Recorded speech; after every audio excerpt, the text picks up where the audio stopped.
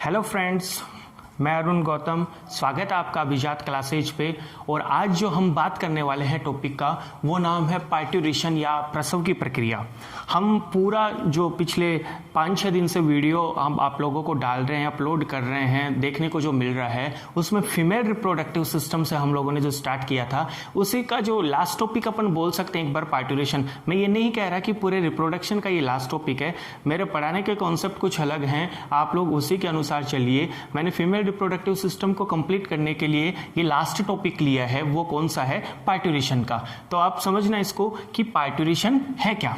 तो सबसे पहली चीज, प्रसव क्या है? कई बार अपन ने नाम सुना है कि प्रसव क्या है, डिलीवरी जिसको अपन आम भाषा में बोलते हैं कि डिलीवरी हुई है। तो प्रसव को समझने के लिए अपन ये कहें कि कोई भी जो महिला है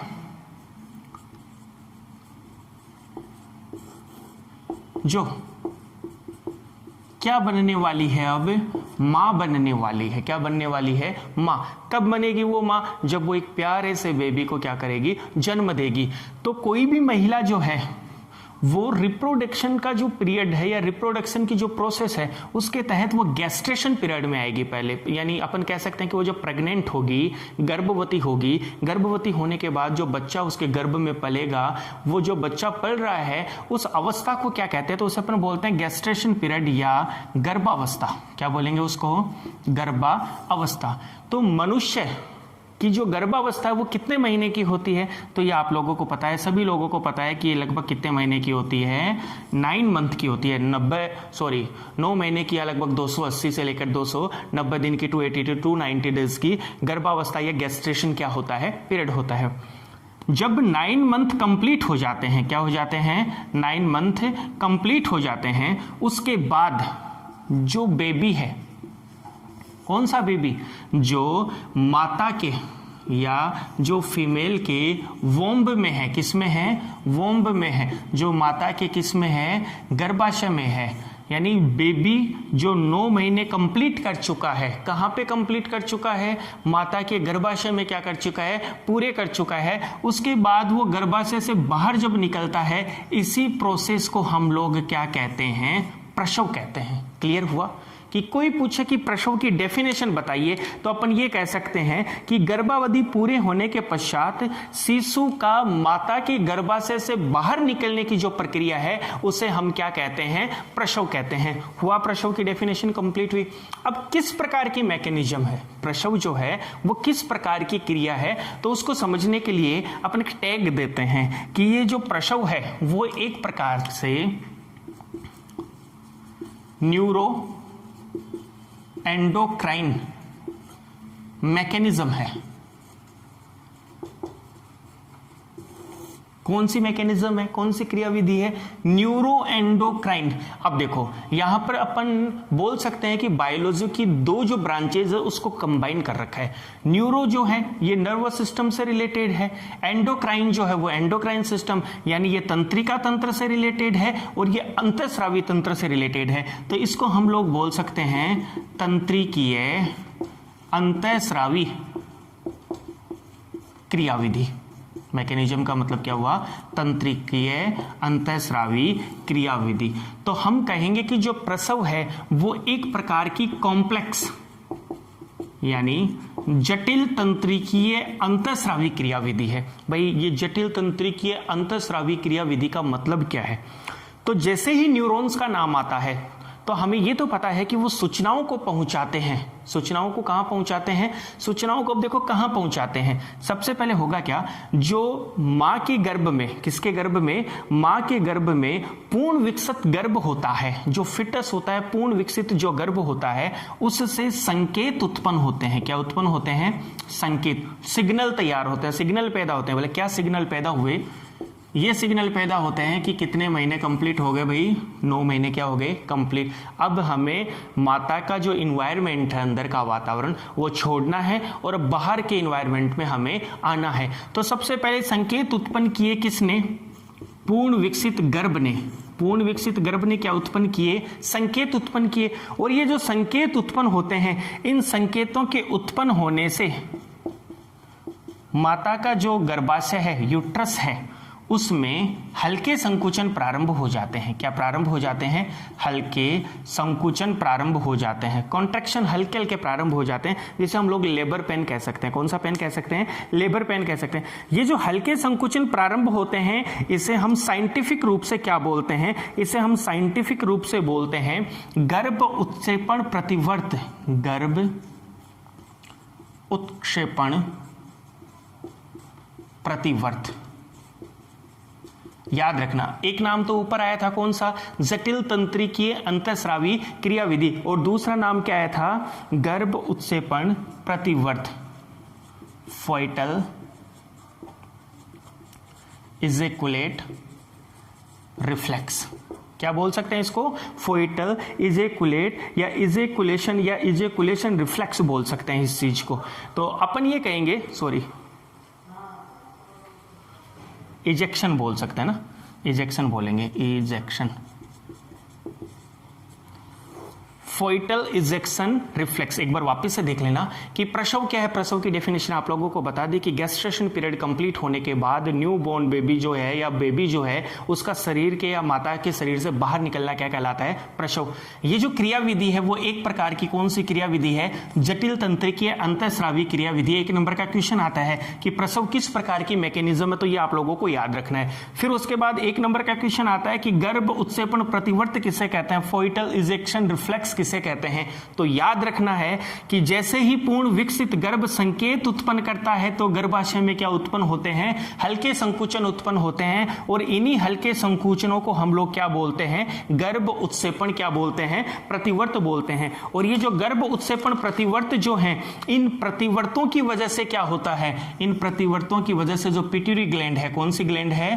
पिट्यूटरी ग्लैंड, यानी कौन सी ग्रंथि? पीयूष ग्रंथि। उस पीयूष ग्रंथि के द्वारा किसका स्रावन होता है?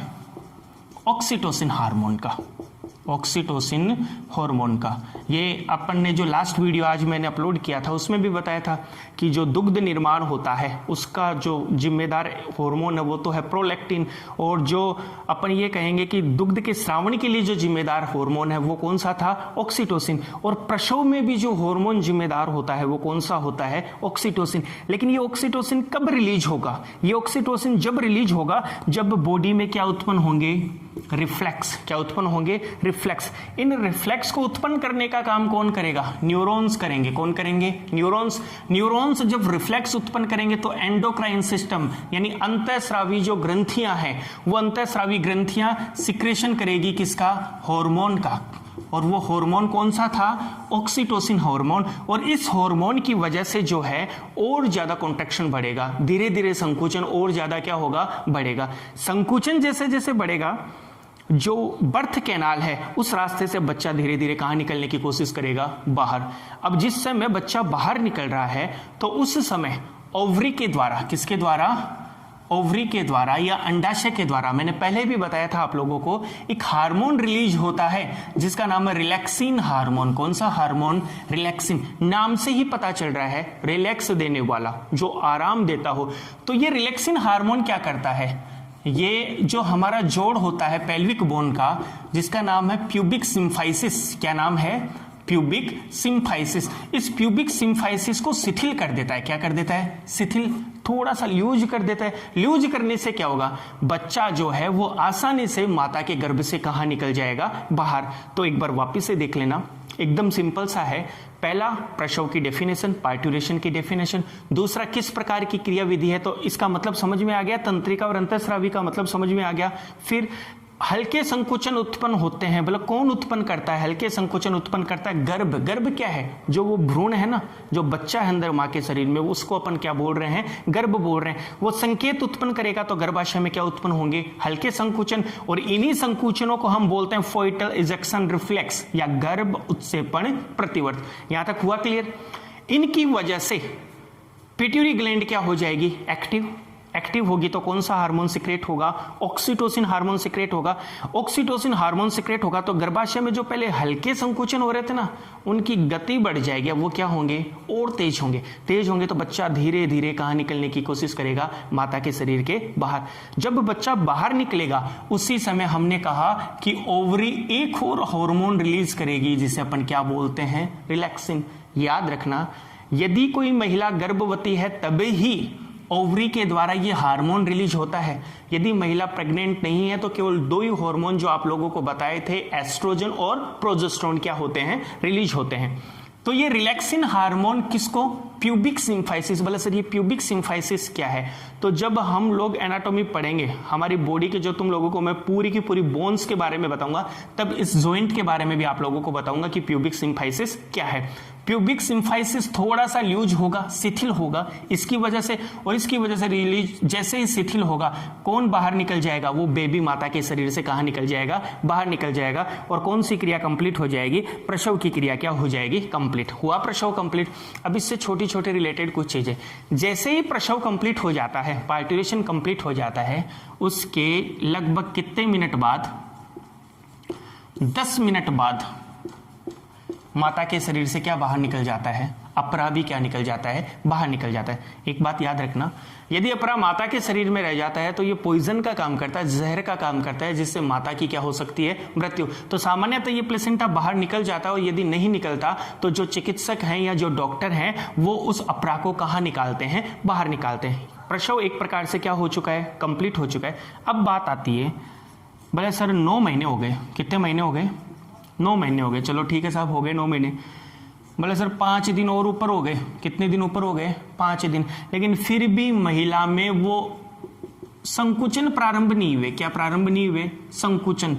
संकुचन प्रारंभ नहीं हुए क्यों, बोले महिला में ऑक्सीटोसिन का सिक्रेशन नहीं हुआ। अब ऑक्सीटोसिन का यदि सिक्रेशन नहीं हो रहा तो ऐसी परिस्थिति में क्या किया जाएगा, ऐसी परिस्थिति में प्रसव पीड़ा उत्पन्न करने के लिए, क्या उत्पन्न करने के लिए, प्रसव पीड़ा उत्पन्न करने के लिए जो चिकित्सक हैं वो बाहर से किसका इंजेक्शन देंगे, ऑक्सीटोसिन का इंजेक्शन देंगे। किसका इंजेक्शन देंगे, ऑक्सीटोसिन का इंजेक्शन देंगे। और आजकल पिटोसिन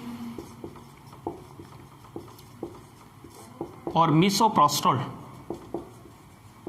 पिटोसिन और मिसोप्रोस्टोल, ये 2 औषधियां और हैं जो महिला को गर्भवती पूर्ण होने के बाद यदि क्या उत्पन्न ना हो, प्रसव पीड़ा उत्पन्न ना हो, तो कृत्रिम रूप से प्रसव पीड़ा उत्पन्न करने के लिए बाहर से ये 3 चीजें दी जाती है। कौन कौन सी, ऑक्सीटोसिन, पिटोसिन और मिसोप्रोस्टोल। क्लियर। अब पार्टुरेशन में कोई भी ऐसी बात नहीं है जो मैंने आप लोगों को नहीं बताई। एक एक नंबर के ही क्वेश्चन पुटअप होंगे। वापस से एक बार मैं रिपीट कर देता हूं, पहला और लास्ट क्वेश्चन जो सबसे इंपॉर्टेंट वो तो ये कि कृत्रिम प्रसव पीड़ा उत्पन्न करने के लिए चिकित्सक किसका उपयोग करते हैं, किन्हीं 2 औषधियों के नाम बताइए। तो याद कर लेना, पिटोसिन और मिसोप्रोस्टोल। ठीक है। दूसरा, प्रसव जो है वो किस प्रकार की मैकेनिज्म या क्रिया विधि है, तो मैंने आप लोगों को बताया कि जटिल तंत्रिकीय अंतःस्रावी क्रिया विधि, complex neuro endocrine mechanism. 2 question complete हुए। तीसरे कि जो गर्भाशय में हल्के संकुचन प्रारंभ होते हैं उनको अपन क्या बोलते हैं, तो उनको बोलते हैं फोइटल इजेक्शन रिफ्लेक्स। प्रसव complete, last video lactation complete, उससे पहले oogenesis कंप्लीट, और उससे पहले पूरा फीमेल रिप्रोडक्टिव सिस्टम मैंने आप लोगों को बता दिया था। अब जो टॉपिक बचेगा वो टॉपिक है कल जो अपन बात करेंगे, वो है मेंस्ट्रुअल साइकिल की। कौन सी साइकिल की, मेंस्ट्रुअल साइकिल की। कुछ स्टूडेंट्स के कॉल आए थे, मैसेजेस भी आए थे कि सर oogenesis थोड़ा कम समझ में आया है। मैंने आप लोगों को पहले भी कहा था कि oogenesis बहुत ही हाई स्टार रेटिंग टॉपिक है, वो एक बार में नहीं समझ में आ रहा, वीडियो को 2 बार देखो, 3 बार देखो, बुक्स का रट्टा मत मारना। उसके जो कॉन्सेप्ट है मैं एक बार वापस से क्लियर करा दूंगा इसी वीक में या आने वाले वीक में, एक बार मैं वापस से नए तरीके से उसको समझाने की कोशिश करूंगा। तो जिसको ये लगता है कि समझ में नहीं आया, जो मेरा प्रीवियस वीडियो था oogenesis का, उसे एक बार देखें। यदि आप लोगों को लगता है कि नहीं सर अभी भी कुछ प्रॉब्लम्स है, तो उन प्रॉब्लम के जो आपके जो भी डाउट हैं उनका मैं सॉल्यूशन आगे आने वाले वीडियो में करूंगा। तब तक के लिए थैंक यू सो मच।